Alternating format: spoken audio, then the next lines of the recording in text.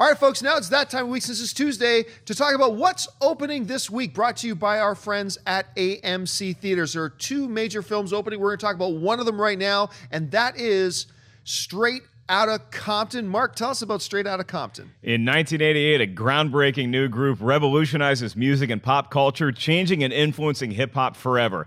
N.W.A.'s first studio album, Straight Outta Compton, stirs controversy with its brutally honest depiction of life in southern Los Angeles. With guidance from veteran manager Jerry Heller, band members Ice Cube, O'Shea Jackson Jr., Dr. Dre, Corey Hawkins, Eazy-E, DJ Yella, and MC Ren navigate their way through the industry, acquiring fame, fortune, and a place in history. John, should people be looking forward to Straight Outta Compton? Yes, this is a movie you should be going out to see. Now, we already did our review of it, so I'm not going to go into everything.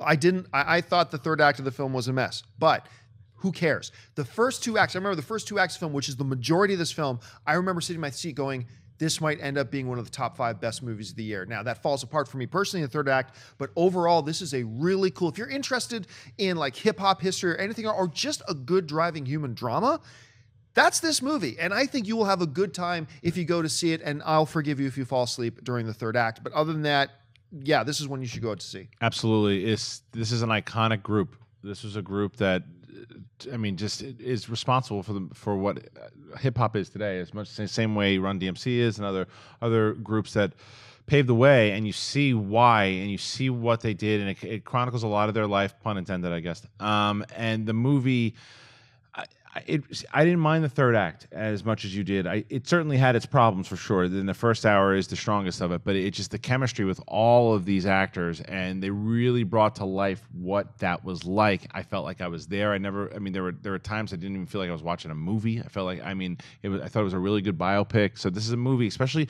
not like John said, not only if you're interested in what happened here, but in just real human stories, you should check it out. Yeah, this is a powerful movie that I definitely recommend going to see in theaters. The way the music hits your ears in that theater with that sound system is incredible. And you run the danger with a movie like this of just being like a VH1 behind the music. And it turns into that a little bit, but it's still an education. At its worst, this movie paints a picture of what it was like in Los Angeles around this time, and it's the perfect time for this movie to be opening up. First of all, because you can look back a little more fondly than you could right then at the time, but it's also, there's still issues that this film deals with that are relevant today, such as something like police brutality, or even something that's less serious when you talk about rap artists and how competitive they are with each other. Right. If Drake and Meek Mill think they have nice diss tracks, go watch Ice Cube. It's one of the most powerful scenes in the movie. Was great. And I really enjoy this as somebody who didn't grow up with N.W.A in my consciousness, because right when I was just starting to learn that there was a world outside of Virginia, and you see these problems with the Rodney King riots in downtown Los Angeles, and